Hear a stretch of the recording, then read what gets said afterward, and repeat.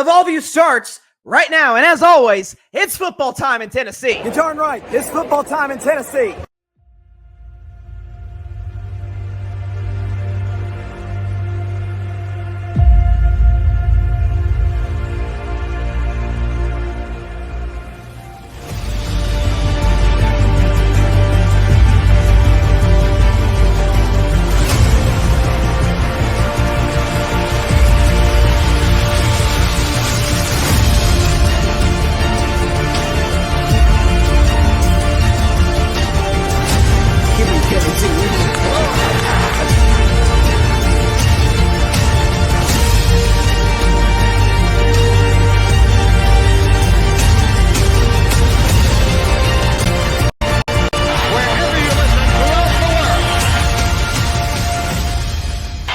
Football time in Tennessee. Yes, it is. So Tennessee's got a big-time matchup coming up. By the way, rocking my 2024 Tennessee Baseball National Championship cap. Shout out to my dad for getting that Neyland Stadium when we went to Tennessee and Alabama. Shout out to him. But Tennessee's got a game this weekend. Tomorrow, 1 p.m. Eastern. They're playing UTEP, and they're favored by 41 points, and they're going to win by that or more. Tennessee's going to cover. They're going to win this game. That's the moral of the story. So we're going to get to 9-2. The question is, though, based on playoff seeding, Tennessee, they're ranked 11th in the nation right now, according to the latest college football playoff poll. But based on seeding and how it works with the top 4 seeds of a 12 seed, Tennessee is not in the college football playoff. Okay, the group of 5 team, Tennessee would not get in. Ahead of them in the rankings, this is where it gets interesting. Because to me, there are only a few surefire. I have no doubt they're going to be in the playoff, no question. Oregon, that needs no explanation. Ohio State, even if they lose to Indiana, they're going to get in the playoff. Ohio State's in. Indiana's probably in the playoff. Now, if they get rocked by Ohio State by like 30, 40 points, I don't see that happening. I think Ohio State's going to win and win comfortably. I don't see them embarrassing Indiana. So Indiana's probably going to get in by virtue of being 11-1 in the Big Ten, despite facing obviously a really weak schedule. Same thing can be said about Penn State. They're going to take care of Minnesota, Maryland. Penn State's going to be in the college football playoff. That's who I feel 100% confident they're in. All Big Ten teams. Oregon, that needs no explanation. Followed by Ohio State, Indiana, Penn State. After that, it's wide open. You're like, Bryson, Texas? That, to me, opens up a really interesting discussion. Texas very well could get in. They're ranked number 3 right now. Here's the problem. Texas plays Kentucky this weekend. They should take care of business in that game. But then they go to College Station next Saturday night. And we know that is Texas A&M as one of the hardest places to play and win in the country. You lose to the Aggies, who, by the way, that would essentially put Texas A&M. The winner of that game is guaranteed a spot in the SEC title game. You lose to the Aggies, A&M goes to Atlanta, and they've got a great opportunity to get in the playoff themselves. Texas then falls to 10-2. Which will likely be said about Tennessee because they're going to beat UTEP this weekend, and then they face Vanderbilt next weekend. I know that I know the Commodores have upset Alabama and given teams trouble. Tennessee should beat Vanderbilt by a lot. Let's just say, for the sake of argument, Tennessee finishes 10-2 after, or I should say before, Texas loses to Texas A&M. They're 10-2. So Texas 10-2, Tennessee's 10-2, Georgia easy schedule from here. They're 10-2. Bama's got an easy schedule. They're 10-2. You look at Ole Miss as well. Ole Miss has at Florida, sneaky upset game, potentially the Gators, but Ole Miss should finish 10-2. Up and down the list in the SEC, and again, Georgia, Ole Miss, Alabama. What do we do with Texas?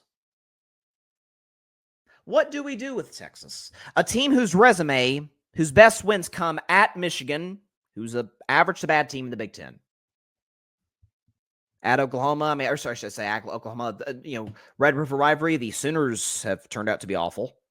They beat Vanderbilt when they were ranked, I guess, but they beat Vanderbilt by a field goal. Oh, okay. All right. Take that for what you will. Their best game, their biggest matchup, head-to-head. Georgia at home. And despite Carson Beck throwing 3 interceptions, Texas got rocked in their home field by a final score. Was it 29-15? I think it was, 30-15 was the final score. Georgia blew out Texas in Austin. You're telling me the Longhorns are guaranteed to be in the college football playoff? Because by assuming if they lose to Texas A&M, if they beat A&M, this conversation's moot. They're in the playoff. But if they lose to the best two teams that they played, a blowout loss to Georgia, and who knows how the game would play out against the Aggies in Texas A&M. Michigan, Vanderbilt, Oklahoma, Arkansas, Florida. Nice resume, but it doesn't stack up to Tennessee, whose best win is against Alabama. It's pretty good. Or to Georgia, whose best win is Texas. And Tennessee, by the way. Or against Ole Miss, whose best win is Georgia. Or to Alabama, whose best win is Georgia. You look up and down the list in the SEC among potential 10-2 teams. Folks, their resume does not stack up to Tennessee's or to Georgia's or to Ole Miss's or to Alabama's. Also ahead that could help Tennessee quite a bit, I might add. What could happen with Miami? I mean, they've shown themselves to be a team that can be vulnerable, almost losing to Cal, almost losing to Duke and to Virginia Tech, and actually losing for real to Georgia Tech most recently. Could they lose to Wake Forest, and could they lose at Syracuse? Syracuse, to me, feels absolutely on the board. They could lose that one. Could hurt them in the rankings, see what happens the ACC. Tennessee could jump them. A lot of things could happen in this conference. Going on in college football right now. So all I'll say is, when it comes to resumes, when it comes to simply who are the best teams, who are the 12 best teams in the country, Tennessee's resume stacks up with the best of them. And you talk about bad losses. Tennessee lost to Arkansas. Well, Notre Dame lost to Northern Illinois. Alabama lost to Vanderbilt.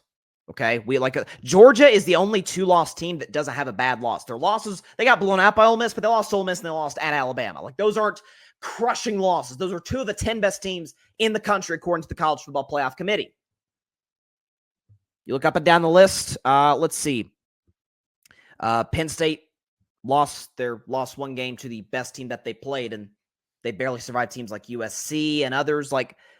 You look at Tennessee relative to the other schools, no one other than Oregon really has the perfect resume. Ohio State comes pretty close because their only loss is a 1-point loss to Oregon at Oregon. Ohio State's fine. They're in the playoff even if they were to lose to the Hoosiers. I'm just saying, look up and down this list in the college football playoff. Tennessee's in good shape. Take care of business. Vols are in the playoff. Even the projectors on ESPN say Tennessee's got about a 53% chance to get in. That's better than half. Take care of your rest of your schedule. Very good chance Texas could lose at College Station against Texas A&M, which completely opens the door for the Vols to get in the playoff, which I think they will. So, shorter edition, but for this week's edition of the Vol View, Tennessee's going to be fine. But beat UTEP by 1,000,000 tomorrow. Take care of Vanderbilt at Vanderbilt in Nashville next Saturday, and bam, you're in the college football playoff, and you got an opportunity to do something special. I'm not saying Tennessee's going to exactly win the Natty.